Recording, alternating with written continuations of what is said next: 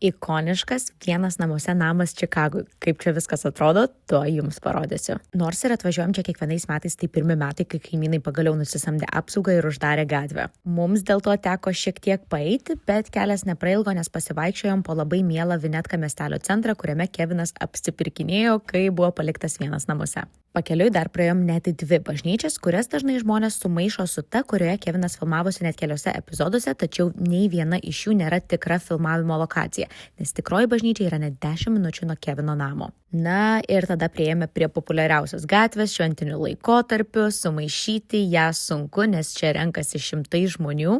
Nors miestelio populiacija čia ganėtinai rami, šiek tiek vyresnė ir manau, kad susimokėjo apie $1,5–2 milijonus, tikrai nori ramybės.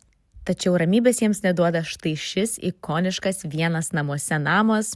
Jis šiek tiek pakitęs nuo filmavimo, tačiau vis dar toks pats ikoniškas. Šiuo metu šis namas yra pardavime už net $5 milijonus, vidus tikrai pakitęs su nauju išplanavimu ir net krepšinio aikštele. Na, o lauke prie pat Kevino namo taip pat yra išlikusios dar 2 filmavimo vietos, namas, kuriame buvo prigauti šlapieji banditai, ir to baisaus nebaisaus senolio namas, iš kurio net nebejoju, bet gyventojai bėga šiuo laikotarpiu.